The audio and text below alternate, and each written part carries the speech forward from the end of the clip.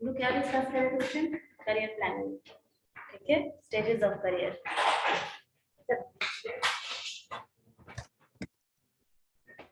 तो ये एक इम्पोर्टेंट टॉपिक है और एचआरएम में और अदरवाइज भी इसके बारे में काफी कुछ तुम लोग अदरवाइज भी जानते हो कि करियर प्लानिंग क्या होता है। सी, we all have certain planning in our lives, right? The same holds true for even the career part of your life. When you join an organization, वहाँ पे तुम ये देखते हो ना कि उसके आगे का प्रोस्पेक्ट क्या है, इस पोस्ट के बाद कौन सा पोस्ट है, उसके बाद कौन सा पोस्ट है। करियर प्लानिंग इन जनरल उसका मतलब होता है कि you lay down the path, you decide your goal and then you lay down a path on which you want to walk to attain your career.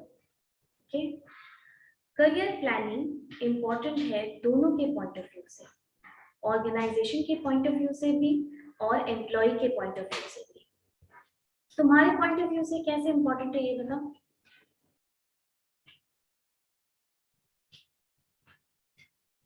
तुम एक employ हो, तुम कोई ऑर्गेनाइजेशन ज्वाइन किए हो, तो जनरली मैनेजरियल लेवल का promotion कैसे होता है? सबसे first level of managerial rank is assistant manager, ठीक है, असिस्टेंट मैनेजर, फिर मैनेजर, फिर senior manager, then assistant general manager, AGM जिसको कहते हैं, उसके बाद डीजीएम, उसके बाद जीएम, उसके बाद कुछ और। See, when you join an organization, career opportunities होनी चाहिए उस ऑर्गेनाइजेशन में। छोटी ऑर्गेनाइजेशन ज्वाइन करते हैं लोग, छोटी ऑर्गेनाइजेशन अच्छी होती है, लेकिन one major constraint with small organisation is often कि वहाँ करियर अपॉर्चुनिटीज का ज़्यादा स्कोप नहीं होता है। इसीलिए आप छोटे से बड़े जगह पे जाते हैं ना। यहाँ से तुम जब पटना से बाहर जाने की बात करते हो तो तुम क्या कहना चाहते हो उससे कि पटना में अपॉर्चुनिटीज कम है, ठीक है, पटना में अपॉर्चुनिटीज कम है और तुम बाहर जाके उन वो ज्यादा अपॉर्चुनिटीज तुमको मिलेगी अपने करियर की ग्रोथ के लिए, राइट। करियर अपॉर्चुनिटीज ऑर्गेनाइजेशन के पॉइंट ऑफ व्यू से भी इम्पोर्टेंट होता है, इसलिए क्योंकि तुमको अगर ये मालूम है कि इस ऑर्गेनाइजेशन में करियर की खास कोई ग्रोथ नहीं है, तुमको नहीं लगता है कि तुम उसमें लेस विलिंग रहोगे ज्वाइन करने के लिए? तुम नहीं ज्वाइन करना चाहोगे उस ऑर्गेनाइजेशन जहाँ पे तुम्हारा ग्रोथ नहीं है। फॉर एग्जाम्पल, तुम दो दोस्त मिलकर के कहीं ज्वाइन किए, ठीक है, हर्ष ज्वाइन किया, सचिन ज्वाइन किया, अलग अलग, एक XYZ ऑर्गेनाइजेशन में, एक ABC ऑर्गेनाइजेशन में ज्वाइन किया। ज्वाइन करने के बाद द थिंग इज कि Harsh joined at the lowest level, अभी तो ज्वाइन किया तो लोएस्ट लेवल पे ज्वाइन किया। लोअर लेवल पे जब तुमने ज्वाइन किया, 3 साल बाद हर्ष का प्रमोशन हुआ, ठीक है, थोड़ी सैलरी, उसके 3 साल बाद फिर से हर्ष का प्रमोशन हुआ, वो पोस्ट दर पोस्ट ऊपर जाता जा रहा है और सचिन का सिर्फ सैलरी बढ़ रहा है, सैलरी बढ़ रही है उसकी, हर साल सैलरी बढ़ रही है। डोंट यू थिंक कि ये डीमोटिवेटिंग है? कहीं ना कहीं नहीं, बहुत ज्यादा डीमोटिवेटिंग है, क्योंकि करियर का एक ग्राफ होता है, तुम अपने करियर में ग्रोथ चाहते हो, प्रमोशन मतलब ग्रोथ है, ठीक है, तो करियर अपॉर्चुनिटीज होना भी बहुत जरूरी होता है। करियर प्लानिंग का क्या मतलब होता है? करियर प्लानिंग का मतलब होता है कि तुमने गोल फिक्स कर लिया and then you lay down the path on which you will walk to attain that career. इससे क्या होता है कि तुम्हारे लिए भी रास्ता क्लियर दिखता है। फॉर एग्जाम्पल, अगर तुमको मालूम है कि जनरल मैनेजर बनने के लिए तुमको किसी स्पेशल स्किल की जरूरत है, जो भी यहाँ पे ऑर्गेनाइजेशन है, जो भी इस ऑर्गेनाइजेशन में जनरल मैनेजर है, उनको एक स्पेशल, जो भी इस ऑर्गेनाइजेशन में जनरल मैनेजर है, वो उनको स्पेशल स्किल्स, किसी स्पेसिफिक एरिया में उनको ट्रेन होना पड़ता है, ये कोर्स करना होता है, ये ट्रेनिंग चाहिए, ये सर्टिफिकेशन चाहिए, इसमें एक्सपर्टीज होनी चाहिए। तुमको नहीं लगता है कि अगर तुमको जनरल मैनेजर बनना होगा तो तुम भी ट्राई करोगे, तुम भी वो सब कुछ करके रखोगे? So there is a clear-cut expectations. When you have clear-cut expectations, it is good for the organization to lay down the path on which you have to walk. Okay? और एग्जाम्पल देखो, तुम लोग ये सुने हो कि जैसे यहाँ विप्रो लेने के लिए आती है कैंपस प्लेसमेंट, ठीक है, कैंपस प्लेसमेंट लेने आती है, बीसीए वालों को लेके जाती है, लेकिन एमसीए स्पॉन्सर करती है कि नहीं, ये मालूम है कि नहीं तुम लोग को? पता है वो स्पॉन्सर करती है, उसका बढ़ाया खर्चा। हाँ, बिट्स पिलानी से वो स्पॉन्सर करती है कि बीसीए जो लोग किए हैं वो वहीं काम करेंगे और साथ साथ में वो एमसीए करेंगे, ठीक है, बिट्स पिलानी से करवाती है। और एमसीए करने के बाद आप वापस ज्वाइन करेंगे तो आपका पैकेज भी बढ़ेगा। Don't you think this is an excellent way of career planning? वो आपको ज्यादा वाइड करियर दे रही है ना, तुम ज्यादा एजुकेटेड हो, तुम्हारे पास ज्यादा स्किल्स है, तो ऑब्वियसली तुम्हारे लिए जॉब अपॉर्चुनिटी ज्यादा है, तुम्हारा करियर ग्रोथ ज्यादा होगा, तुम ज्यादा डिजायर्ड होगे, राइट? इसके अलावा बैंक, कई बैंक्स है, जैसे अगर तुम स्पेशलिस्ट ऑफिसर की तरह किसी बैंक में रिक्रूट होते हो ग्रेजुएशन के बाद, तो प्रोबेशनरी ऑफिसर के लिए ज्वाइन कर सकते हो। स्पेशलिस्ट ऑफिसर के लिए मोस्टली मास्टर्स डिग्री होनी चाहिए। जैसे एचआर में अगर तुम एमबीए हो और तुम ऑर्गेनाइजेशन मतलब बैंक का एग्जाम निकाल के तुम ज्वाइन किए हो, तो ज्वाइनिंग लेवल तो पीछे ही है, स्पेशलिस्ट ऑफिसर ज्वाइन किए तुम स्केल 2 में, लेकिन थोड़े दिनों के बाद अलग अलग बैंक्स में ये करियर ग्रोथ के लिए अपॉर्चुनिटी लेना होती है कि वो तुमको पीएचडी करने के लिए एनकरेज करते हैं, ठीक है, मास्टर्स तो तुम ऑलरेडी हो, उसके बाद तुम पीएचडी यानी एचआर में अगर तुम पीएचडी करना चाहते हो तो बैंक तुमको ये फैसिलिटीज प्रोवाइड करती है। अंडरस्टूड? इससे क्या होगा, तुम ज्यादा चांसेस होगा ना तुम्हारा कि पहली बात कि तुमको अपॉर्चुनिटी मिली, दूसरी बात तुम ज्यादा एलिजिबल बनोगे बैंक में आगे ऊंचे पोस्ट पे के लिए बनोगे ना। सक्सेशन प्लानिंग में क्या होता है, सक्सेशन प्लानिंग क्या होता है जल्दी बताओ, सक्सेशन क्या होता है?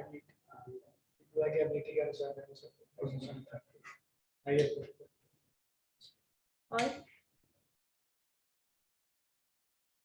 सक्सेसर मतलब क्या होता है, इतना ही बताओ, उत्तराधिकारी, उसी से सक्सेशन प्लानिंग याद रखो। सक्सेशन प्लानिंग का मतलब देखो, करियर प्लानिंग और सक्सेशन प्लानिंग में फर्क है, इसीलिए हम सक्सेशन प्लानिंग बता रहे हैं। सक्सेशन प्लानिंग का मतलब, सक्सेसर मतलब उत्तराधिकारी होता है ना। अब छोटे मोटे चीजों के लिए तो हम उत्तराधिकारी वर्ड यूज नहीं करते, राजा, राज सिंहासन, ऐसी चीजों के लिए जनरली रिलेट करते हैं। Succession planning is always for की पोजीशंस इन द ऑर्गेनाइजेशन, जो ऊंची पोजीशंस हैं, जो बहुत स्किल्ड पोजीशंस हैं, जनरल मैनेजर, मैनेजर, इस तरीके का जो पोस्ट होता है which can have a very significant impact on the organization, उसके लिए हम सक्सेशन प्लानिंग का वर्ड यूज करते हैं। सक्सेशन प्लानिंग भी कराने के लिए तुमको करियर अपॉर्चुनिटीज तो देनी होगी ऑर्गेनाइजेशन में। ये सब जो होता है कि आपको पीएचडी करवाने के लिए ऑर्गेनाइजेशन हेल्प कर रही है, बहुत सारी बैंक है जो एमबीए स्पॉन्सर करती है, तुम उस बैंक में अगर काम करोगे तो वो तुमको खुद से स्पॉन्सर करेगी एमबीए, ठीक है, कि आप एमबीए कर लीजिए, तुमको भी अच्छा लगेगा कि तुम्हारा ग्रोथ हो रहा है, प्रमोशनल अपॉर्चुनिटीज बढ़ रही है, तुम एमबीए हो तो जो नॉन एमबीए उससे ज्यादा अपॉर्चुनिटी है ना तुम्हारी ग्रो करने की, तो तुमको एमबीए करके ग्रो करने की अपॉर्चुनिटी मिल रही है। ये सब एग्जाम्पल होता है करियर प्लानिंग का। और भी एग्जाम्पल्स है, देखो ऑर्गेनाइजेशन में और भी एग्जाम्पल्स होता है करियर प्लानिंग। आप ये सुने कि आपको काम करते करते भी 1 साल का या 6 महीने का ब्रेक मिलता है पढ़ने के लिए, सबैटिकल बोला जाता है उसको, ठीक है, SABBATICAL, सबैटिकल। ये सबैटिकल सिर्फ पढ़ने के लिए नहीं होता है, इसीलिए पहले ये कॉन्सेप्ट सुन लो। This sabbatical is like a break, okay, ये एक ब्रेक होता है, ये हर जगह नहीं मिलता है, बैंक वगैरह में मिलता है। ये भी एक तरीके से बेनिफिट प्लान्स में आता है कि तुमको अपॉर्चुनिटी मिल रही है कि तुम एक लॉन्ग ब्रेक ले सकते हो। तो generally the new mothers they take sabbatical, okay, after their maternity break is expired. पढ़ने के लिए भी सबैटिकल लिया जाता है, सपोज करो कि तुमने पीएचडी में एनरोल किया, okay, you need to do the class work. तो स्टार्टिंग के 6 महीने क्लास करना होता है पीएचडी में ना, डेटा कलेक्शन और ये सब होता है, उसके लिए है। उसके अलावा तुम अगर लेक्चरशिप के लिए कहीं तुमको इनवाइट किया गया है लेक्चर देने या कुछ उस तरीके का काम है, तो उसके लिए तुम सबैटिकल ले सकते हो। अंडरस्टूड? ये सब भी करियर प्लानिंग का एक ऑप्शन होता है। करियर प्लानिंग ऑर्गेनाइजेशन के पॉइंट ऑफ व्यू से भी बहुत इंपॉर्टेंट है। जिस ऑर्गेनाइजेशन में तुमको ग्रोथ ज्यादा मिलेगी, ऑब्वियस सी बात है कि उस ऑर्गेनाइजेशन को ज्वाइन करने के लिए तुम ज्यादा एंथुसियास्टिक रहोगे। And you know these organizations they bring good names in the markets also. आपको मालूम है कि करियर प्लानिंग के कारण ही ये एक नॉर्मल बोलचाल के लैंग्वेज में भी तुमने सुना होगा कि ये ऑर्गेनाइजेशन में ग्रोथ बहुत है। उस ग्रोथ का मतलब सिर्फ पैसा नहीं होता है, उस ग्रोथ का मतलब ये भी होता है कि you are getting proper opportunities to move forward in terms of promotion, in terms of benefits, in terms of getting new projects like that. Okay, और तुम्हारे लिए करियर प्लानिंग इम्पोर्टेंट क्यों है? क्योंकि तुमको अपॉर्चुनिटी मिलती है कि तुम ग्रो कर सको, और हम सब करियर में स्टैग्नेशन नहीं चाहते, आगे बढ़ना चाहते हैं, राइट? अगर कोई ऑर्गेनाइजेशन करियर प्लानिंग की अपॉर्चुनिटीज देती है तो ऑब्वियस सी बात है कि they will attract better talents from the pool. Okay, ज्यादा अच्छे लोग जो होंगे वो बेटर करियर प्लानिंग वाले ऑर्गेनाइजेशन में जाना पसंद करेंगे। Not just attraction, even the retention. Okay, if you find that there are good opportunities for you to grow in the organization, to learn in the organization, you tend to get retained in the organization. आप वहां पर ज्यादा दिनों तक रुक करके रहना चाहेंगे। तो जो लास्ट में तुमको लास्ट क्लास में एम्प्लॉय टर्नओवर पढ़ाए थे, वो टर्नओवर भी कम होता है, करेक्ट? नाउ करियर प्लानिंग कोई ऑर्गेनाइजेशन को करना तो चाहिए ही, करती भी है, लेकिन देखो जब भी केआरए का फॉर्म भरा जाता है ना, जब तुम अपना वो अप्रेजल में तुम अपना भी लिखते हो, तुम्हारा की रिजल्ट एरियाज क्या क्या है, तो उसमें तुमसे ऑप्शन मांगा जाता है। ऑर्गेनाइजेशंस ऑप्शन मांगती हैं कि तुम कहाँ ग्रो करना चाहते हो, कैसा ग्रोथ है, कुछ ऐसा है जो तुम अपने करियर के लिए चाहते हो, तुम लिखते हो। In all organisations employees right लिखते हैं, वो जरूरी नहीं है कि ऑर्गेनाइजेशन उसको फुलफिल कर ही देगी, लेकिन हाँ ये जरूर होता है कि organisation within its financial and otherwise scope, उसका जितना स्कोप है, उसका जितना दायरा है, वो चाहती है कि people should grow inside the organization because that is when an employee remains happy. Okay, so अभी तुम दोनों का जो एग्जाम्पल दिए हम, अगर तुमको अभी में भी ये नहीं भी लग सकता है कि क्या फर्क पड़ता है, पैसा पढ़ना चाहिए, लेकिन ये वैसा ही है जैसे तुम बीबीए फर्स्ट सेमेस्टर में रहो और तुम्हारे दोस्त आगे बढ़ते चले जाओ, तो अगर तुमको उसका कोई मेरिट मिल भी रहा है तो भी तुम सेटिस्फाइड फील नहीं करोगे, क्योंकि there has to be growth in the career. इस तरीके की जो चीजें स्पॉन्सर होती है, पीएचडी प्रोग्राम स्पॉन्सर करना या एमबीए स्पॉन्सर होना या MCA, higher degrees, technical course, skill provide होना, ट्रेनिंग मिलना, ये सब एक पार्ट ऑफ करियर प्लानिंग होता है। अंडरस्टूड? एंड द ऑर्गेनाइजेशन, छोटी ऑर्गेनाइजेशन, अच्छा करियर प्लानिंग का कुछ कॉन्स्ट्रेंट भी है। हम लोग जितना अच्छे से जितना आइडियली बात कर रहे हैं करियर प्लानिंग के बारे में, आपको लगता है कि इतना ही आइडियल मार्केट में भी होता है? नहीं होता है। तो कुछ कॉन्स्ट्रेंट्स की अगर हम बात करें करियर प्लानिंग में कि क्या क्या कॉन्स्ट्रेंट होता है, तो उसमें से 2-3 कॉन्स्ट्रेंट जो हम लोग डिस्कस कर सकते हैं। अच्छा ये बताओ, रिलायंस में अंबानी के परिवार वाले ग्रो करेंगे कि तुम ग्रो करोगे? ऑब्वियस सी बात है, वही होंगे। नहीं, जैसे मान लो कि कोई रैंडम अक्वेंटेंस ही है, उसका बेटा बेटी छोड़ दो, कोई जानने वाला है उसका, वो भी तो नेपोटिज्म और भाई भतीजावाद जो है वो तो हमारे यहाँ भरा पड़ा है, ये होता ही है। तो तुम अगर बहुत मेरिटोरियस हो भी, still there are chances that you may lag behind and you might not get as fair as opportunities because of this. What is दूसरी चीज, छोटी ऑर्गेनाइजेशंस की अगर आप बात करते हैं, छोटी ऑर्गेनाइजेशंस की फाइनेंशियल कैपेसिटी कम होती है। वो छोटी ऑर्गेनाइजेशंस लें तो उसका मतलब है कि उसमें कुछ कॉन्स्टेंट है, उनके साथ दिक्कत है, वहाँ अपॉर्चुनिटी बहुत ज्यादा नहीं होती है ग्रो करने की। जैसे पटना में एयरटेल का सीईओ आके नहीं बैठेगा ना, यहाँ पे मैनेजर लेवल तक से ही काम होगा। इसी तरीके से छोटी ऑर्गेनाइजेशंस में जब तुम स्टार्टअप खोलते हो तो तुम्हारी ऑर्गेनाइजेशन छोटी होती है ना, होती है। अगर तुम अपैरल का बिजनेस करते हो ना छोटी ऑर्गेनाइजेशन में, देखते नहीं हो शुरू में जो मालिक होता है, यार मान लो कि तुम 2-3 लड़का मिल करके कोई स्टार्टअप खोले बीबीए के बाद, हाँ, तुम शुरू में तुम्हारे पास पैसा नहीं होगा तो तुम ज्यादा से ज्यादा चाहोगे कि सारा काम हम ही लोग तीनों मिलकर करते, क्योंकि तुम्हारे पास मैन पावर हायर करने का तो पैसा नहीं है। और होता भी ऐसा ही है, हाँ, खुद ही करते हैं, अकाउंट्स का काम भी खुद ही देखेंगे, पैकेजिंग भी खुद ही करेंगे, शिपिंग भी खुद ही करेंगे, डिलीवरी का पता नहीं लेकिन हाँ, एग्जैक्टली।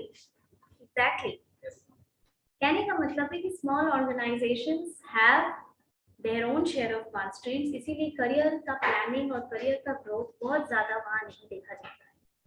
एक प्रॉब्लम, और एक प्रॉब्लम जो डिस्कस कर सकते हैं हम लोग, जहां करियर ग्रोथ की बात कर रहे हैं, कुछ चेंजेस, देखो business is subject to changes, every now and then कुछ ना कुछ चेंजेस आ रहा है, बाहर आ रहा है ना। उस चेंजेस की वजह से क्या हो रहा है, तुम्हारा बिजनेस इम्पैक्ट हो रहा है। जैसे कोविड के बाद अच्छी तरीके से इंडिया में, सब इंडिया क्या है हर जगह, लेकिन इंडिया में खासकर अगर बात करो, सबको पता चला कि पढ़ाई को कम्प्लीटली ऑनलाइन लाया जा सकता है। ठीक है, उसका प्रोज एंड कॉन्स डिस्कस नहीं करते हैं अभी कि उसका प्रोज एंड कॉन्स क्या है।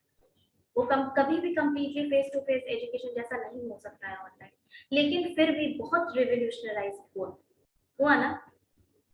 ये चीजें होने के कारण बिजनेस चेंज की वजह से ये चीज हुआ, एक एक्सटर्नल फैक्टर था जो कंट्रोलेबल नहीं था, राइट। उसी तरीके से करियर प्लानिंग भी, कुछ जॉब्स और कुछ करियर ऐसा है जिसका स्कोप कम हो गया एक्सटर्नल एनवायरनमेंट की वजह से। जैसे स्टैटिस्टिशियंस, मालूम है स्टैटिस्टिशियंस जो स्टैटिस्टिक्स करते हैं, स्टैटिस्टिक्स पढ़े हो, होता है ना वो, हाँ, तो सब कुछ स्टैटिस्टिक्स में, ग्राफ, ये वो, काउंटिंग, डेटा बनाना, mean, median, mode, deviation, progression, regression, हर चीज में पॉपुलेशन से स्टैटिस्टिक्स का हमारे पास बड़ा नेशनल डिपार्टमेंट्स है कोलकाता में। लेकिन इनका जॉब थोड़ा सा कट हुआ कि नहीं हुआ कंप्यूटर आने की वजह से। पहले जहां ये लोग सब कुछ मैनुअल करते थे, वहां पर थोड़ा सा स्कोप की कमी हुई ना। तो कुछ जॉब करियर ऐसा ही है जहां पर कि बहुत ग्रोथ नहीं है, पैसा भले हो बट प्रमोशन वाइज तुमको उतना ग्रोथ नहीं देखने को मिलेगा। ये जॉब पे डिपेंड करता है। तुम बताओ, आईआईएम के प्रोफेसर्स, ठीक है, हार्डली उनका गवर्नमेंट के हिसाब से सैलरी छपती है तो 2 लाख के आसपास सैलरी होगी, 2 लाख 3 लाख और फैसिलिटी जो भी होगा। वहां से प्लेसमेंट लेके निकलता है लड़का 1 करोड़, राइट। अब तुम जॉब में डिफरेंस देख रहे हो। स्ट्रेस होने के बाद भी लोग मार्केटिंग क्यों ज्वाइन करते हैं, क्योंकि मार्केटिंग की जॉब में बहुत पैसा है। जो उस स्ट्रेस को थोड़ा सा सर्वाइव कर जाता है उसको बाद में फिर फॉल्स मिलता है उसका। देयर आर सर्टेन जॉब्स जिसमें की वैकेंसी कम है, पैसा कम है, तो ये एक इशू होता है, ठीक है। देयर आर सर्टेन जॉब्स जिसमें कि जैसे जैसे कंफर्टेबल भी, और करियर प्लानिंग और सक्सेशन प्लानिंग में एक फर्क होता है। सक्सेशन प्लानिंग हम की पोजीशंस के लिए कहते हैं, ये याद रखना। उत्तराधिकार हमेशा बड़ी चीजों के नाम से हम लोग कॉन्टेक्स्ट में जोड़ते हैं। तो succession planning would be for की पोजीशंस इन द ऑर्गेनाइजेशन, ठीक है, उसके लिए हम तैयार करते हैं। तो उसके लिए भी तो आपको करियर अपॉर्चुनिटी देनी होगी ना नीचे वाले को। नीचे वाले ही तो ट्रेन होके, स्किल्ड होके ऊपर तक जाते हैं। तो अगर आप अपने ऑर्गेनाइजेशन का इन्वेंट्री तगड़ा रखना चाहते हैं कि अगर ऊपर वाले को कुछ हो गया, वो छोड़ के गए, वो रिजाइन किए, वो उनका डेथ हुआ, कोविड के समय में बहुत सारा की पोजीशंस लूज हुआ सडनली मरने के कारण, तो ऑर्गेनाइजेशन के अंदर भी इन्वेंट्री तैयार होनी चाहिए ना, कि अगर कोई इमरजेंसी होती है या फ्यूचर में भी कोई तो होना चाहिए रिटायरमेंट के बाद जगह लेने के लिए। Career planning provides an opportunity for this. जहां हम ये कह रहे हैं कि succession planning is only for की पोजीशन, वहां पर ये याद रखिएगा कि करियर प्लानिंग हर लेवल के लिए होती है, हर लेवल के लिए करियर प्लानिंग होती है। एक क्लर्क के लिए भी करियर प्लानिंग होगी कि वो क्लर्क ज्वाइन करेगा, उसके बाद हेड क्लर्क होगा, उसके बाद क्या होगा। एक टीचर का करियर प्लानिंग क्या होता है?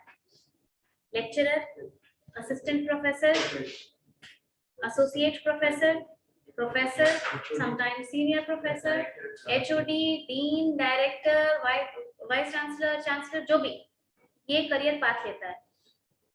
अंडरस्टूड? इसी तरीके से बहुत सारी, और यहाँ तक कि जो टेक्नीशियन ज्वाइन करता है ना ऑर्गेनाइजेशन, उसके लिए भी तुम करियर प्लानिंग डिफाइन करोगे कि टेक्नीशियन के बाद क्या, what do you have to look forward to in the organization. Okay, so do not get confused between career planning and succession planning. Career planning is for all the people, for every level, while succession planning is only for key positions in the organization. And career planning is important both from the respect of the employee and the employer. For employer, it will be attracting new talents, retaining those talents, for motivating satisfaction and bringing good name of the organization in the market. And for employee, just as कि तुम join करोगे, तुम्हारी अगर promotional opportunities है, promotional avenues है, तो तुम ज्यादा motivated रहोगे काम करने में। तुमको लगेगा कि तुम्हारे बॉस का पोजीशन तुम लोगे अब इसके बाद, तो तुम मेहनत करोगे। प्लस करियर प्लानिंग होने से क्या होता है, जैसे तुम्हारे ऊपर, तुम देख रहे हो अपने डिपार्टमेंट में कि तुम्हारा जीएम है, और तुमको ये दिख रहा है कि तुम्हारे जीएम में सिर्फ डिग्री के अलावा कौन कौन से कोर्स करके रखे हैं, कौन कौन सा कोर्स रिक्वायर्ड है, किस किस डोमेन में सर काम किए, तो क्या होगा, तुम्हारे पास भी एक गाइडलाइन है कि तुमको भी कहाँ कहाँ काम करना चाहिए, जिससे तुम्हारी अपॉर्चुनिटी जीएम बनने की और ज्यादा स्ट्रांग होगा कि नहीं? थोड़ा सा समझ में आया career planning? Any other topic? कई बार ऐसा होता है जैसे आपने बताया कि एम्प्लॉय वहाँ पे एलसी का साथ पैकेज साथ में क्या होता है कि अच्छा अपॉर्चुनिटी एम्प्लॉय को मिलता है तो ऑर्गेनाइजेशन छोड़ के पीछे वहाँ पे चले जाते हैं। कौन चला जाता है? छोटी से बात रिसोर्सेज का यूटिलाइज। तुमको पता है अभी के टाइम पे ग्लोबलाइजेशन के बाद एम्प्लॉय टर्नओवर का प्रॉब्लम बहुत बढ़ गया। क्यों बढ़ गया? क्योंकि ऑप्शन मिल गया। तुम अगर अपने पापा से बात करोगे तो तुमको वो एलपीजी के टाइम की बात बताएंगे। 1990s या ग्लोबलाइजेशन को ठीक से समझने में 2000 तक, यानी आज से लगभग 15-20 साल पहले तक ना प्राइवेट नौकरी कोई पूछता नहीं था। बहुत ही मतलब डेरोगेटरी तरीके से सोसाइटी में देखा जाता था कि ये प्राइवेट नौकरी करता है। क्यों ऐसा देखा जाता था? क्योंकि अपॉर्चुनिटी नहीं थी, पहली बात, दूसरी पैसा भी नहीं था, ठीक है। बट और गवर्नमेंट का कोई स्टेबिलिटी वाला फंडा था। एलपीजी के बाद क्या हुआ, हमारी इकोनॉमी क्लोज से शट इकोनॉमी से ओपन इकोनॉमी हुई ना, तो एमएनसीज फ्लडेड इन, एमएनसीज आए, अपॉर्चुनिटी बढ़ी। अभी तुम्हारे पास लेबर टर्नओवर ज्यादा क्यों है? क्योंकि ऑप्शन है। अगर कंपनी नहीं देगी करियर प्लानिंग की अपॉर्चुनिटी, कौन टिक के रहेगा वहां पर? बहुत सारी ऑर्गेनाइजेशन है जो कि बॉन्ड साइन कराती है कि हम आपको स्पॉन्सर करेंगे, लेकिन उस बॉन्ड के बाद 2 साल 3 साल तुमको काम करना होगा। ये इसीलिए कराती है कि इतना पैसा वो तुम्हारे ऊपर लगाएगी, और जैसे तुम ट्रेन हुए, तुम्हारी तो वैल्यू बढ़ गई मार्केट में, तुम छोड़ के निकल जाओगे। हाँ, तो लेबर टर्नओवर को कंप्लीटली नहीं रोका जा सकता है। हम आपको अनअवॉइडेबल रीजंस में उस दिन बताए थे। जहां तुम्हारा पर्सनल बेटरमेंट है, जहां भी तुम्हारा फायदा है वहां तुम कभी नहीं रुकोगे ऑर्गेनाइजेशन, रुकोगे? सैलरी तुम्हारी 1.5 गुना बढ़ रही है, एक ट्वाइस हो रही है, तुम कैसे रुकोगे चाहे कितनी भी अच्छी ऑर्गेनाइजेशन होगी? ओके, सो इस चीज को कंप्लीटली नहीं रोका जा सकता है कि कुछ ऐसा कर दे ऑर्गेनाइजेशन जिससे कंप्लीटली स्टॉप हो जाए लेबर टर्नओवर। वैसा होता तो टाटा इतना परेशान थोड़ी रहती, टीसीएस कितना परेशान थी, एक बहुत वियर्ड सा क्लॉज लेकर के आई, बताए थे ना तुम लोगों क्लास में कि अगले 6 महीना तक आप उसके क्लाइंट के साथ काम नहीं कर सकते, मालूम है ये बात?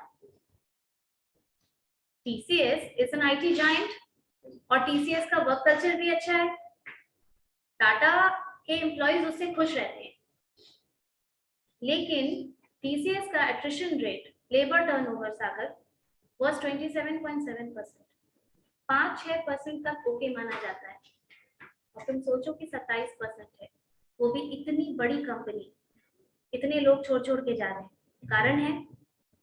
तुमको लगता है कि सिर्फ अनअवॉइडेबल ये अवॉइडेबल कारण होगा? नहीं, सैलरी। मान लो तुम टीसीएस में काम कर रहे हो और एचएसबीसी बैंक तुम्हारी क्लाइंट है, ठीक है, उसका भी वही हाल है, उसका भी वही हाल है, तभी तो टीसीएस में इतना खराब सा एक वियर्ड सा क्लॉज कम है? नहीं, कम नहीं है, मास रिक्रूटर है एट जॉइनिंग लेवल ओनली ना, at joining level, but once you get skilled your market value increases. बात तो होती है कि तुम किसी प्रोजेक्ट पे काम करते हो और तुम किसी सॉफ्टवेयर पे काम करते हो, उस सॉफ्टवेयर का डिमांड, उस सॉफ्टवेयर का डिमांड होता है। देखो, मान लो तुम इन्फोसिस में काम कर रहे हो और तुम सीआरएम पे काम कर रहे हो, कस्टमर रिलेशनशिप मैनेजमेंट, तुम्हारी क्लाइंट है एचएसबीसी, तुम एचएसबीसी के लिए काम कर रहे हो, तभी तो यहाँ पे शिफ्ट चलता है ना। आप सुने होंगे कि कुछ लोग इंडिया में जब काम करते हैं तो सैटरडे संडे ज्यादा बिजी रहते हैं, क्यों? क्योंकि उनका क्लाइंट अमेरिका का है, वो सुबह सुबह ज्यादा बिजी, वो रात में ज्यादा बिजी रहेंगे क्योंकि अमेरिका में सुबह हो चुकी होती है, ठीक है?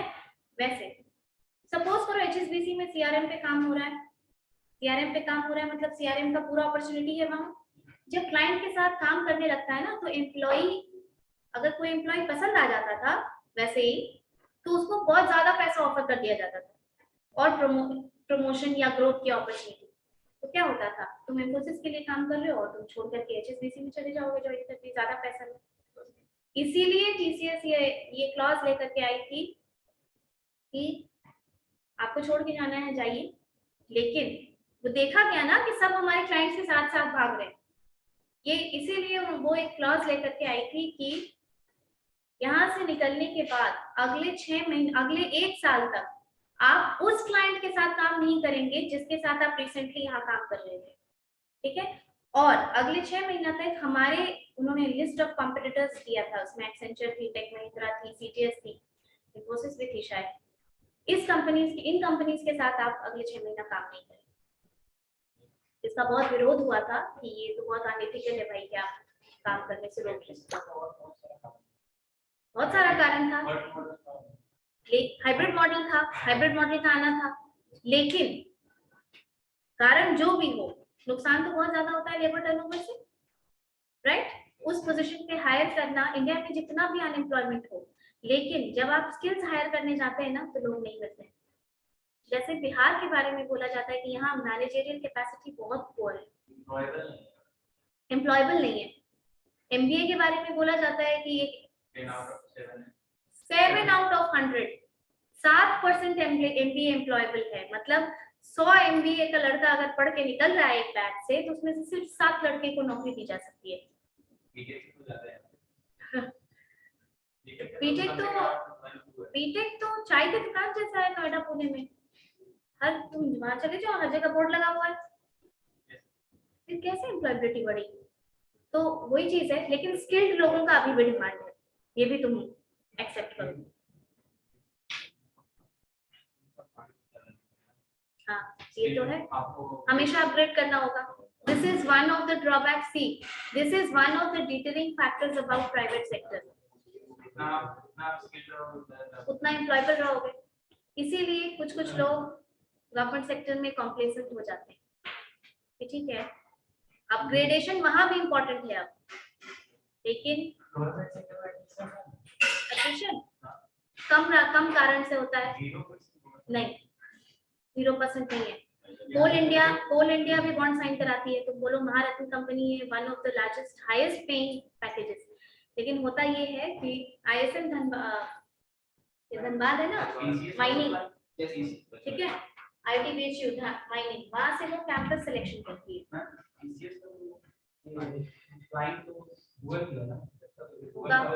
बहुत कुछ चलता रहता है इन लोगों का। मैं तो ऑर्गेनाइजेशन प्लानिंग पे काम करती है। ऑर्गेनाइजेशन किस प्लानिंग पे दोनों में काम करती है, सक्सेशन या कैरियर प्लानिंग? दोनों में काम करती है।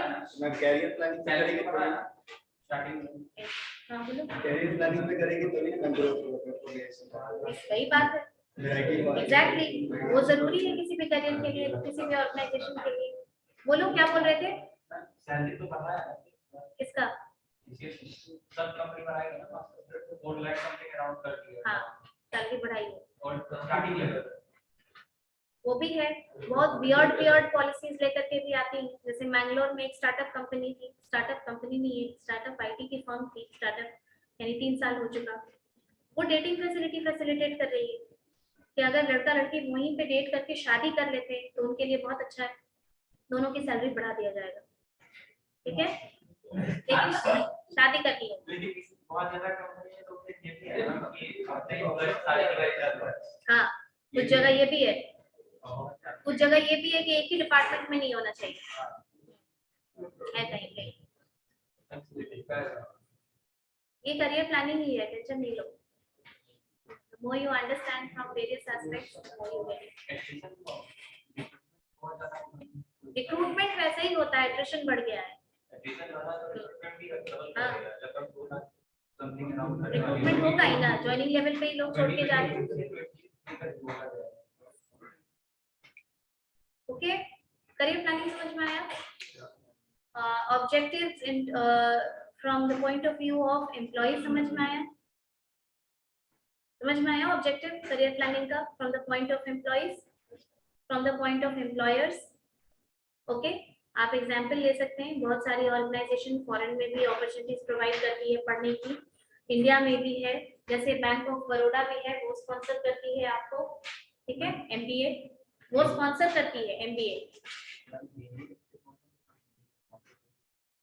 BBM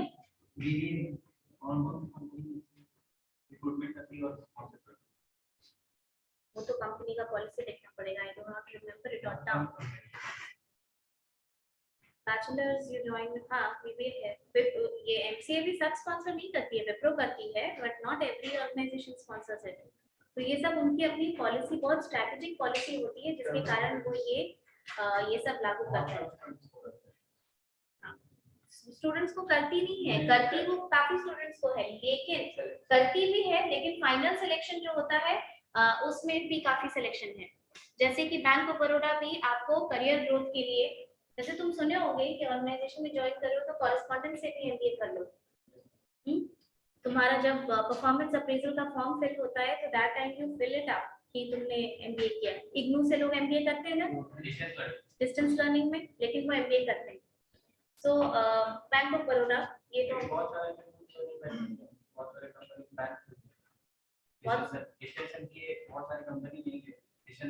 नहीं लेती है, लेकिन बहुत सारी तो लेती भी है ना। जैसे कि अगर तुम उसी बैंक में स्टे करना चाहते हो, जैसे अभी तुमने बोला गवर्नमेंट का एट्रिशन कम है, ऑफ कोर्स कम है, लेकिन गवर्नमेंट का एट्रिशन कम है फिर भी तुमको तो स्किल्ड मैन पावर चाहिए ना आगे ग्रो करने के लिए, तो तुम पढ़ोगे तभी तो ग्रो करोगे। तो this is the reason why they sponsor, और उसका अपना टर्म्स एंड कंडीशंस होता है, ये हम एक किसी कंपनी के लिए नहीं बता सकते, उसका अपना पॉलिसी होता है, कॉलेज का क्या एफिलिएशन होना चाहिए, किस किस कॉलेज से तुम कर सकते हो, सेमेस्टर वाइज है कि क्या है, कितना स्पॉन्सर करेगी, कई बार कुछ पैसा तुम अपना लगा लो, कुछ पैसे में तो बेनिफिट होगा ना। तुम सोचो कि अगर विप्रो स्टार्टिंग का 13, 14, 15 हजार भी दे रही है किसी स्टूडेंट को, पटना के किसी स्टूडेंट को, तुम यहाँ से अगर तुम्हारी नौकरी नहीं लगती है तो तुम क्या करोगे? IT के लिए यहाँ से तुम अपना बैग एंड बैगेज लेके बैंगलोर जाओगे? यही ना करोगे। तुम जोड़ लो अपने एवरी मंथ का खर्च और उसके बाद नौकरी ढूंढने का खर्च, फिर करोगे भी तो भी that will be a cost on your own pocket, okay? Apart from this जरूरी नहीं है कि तुम तुरंत एमसीए कर पाओ, you will then again arrange some funds. तो अगर ऑर्गेनाइजेशन करती है और 4-5 साल में तुम मास्टर्स डिग्री करके 3-4 साल का एक्सपीरियंस लेके निकल जाते हो, so it is always a win win situation for you. Okay, और कॉन्स्टेंट्स इन करियर प्लानिंग हम लोग डिस्कस किए अभी। छोटी ऑर्गेनाइजेशन के पास उतनी अपॉर्चुनिटी नहीं होती है। दूसरी बात, नेपोटिज्म, प्रेजुडिस, बायस को हम कंप्लीटली नेगेट नहीं कर सकते। ऑर्गेनाइजेशन में तो नहीं होगा सक्सेसफुल। सक्सेशन प्लान बहुत ज्यादा नहीं होगा। छोटा दूसरी चीज, छोटी ऑर्गेनाइजेशंस में कई बार कुछ करियर ऐसा होता है जिसका अपना कांस्टेंट टेक्नोलॉजी की वजह से ही आता है, जैसे स्टैटिस्टिशियंस, इनका एक example. Okay, any more question?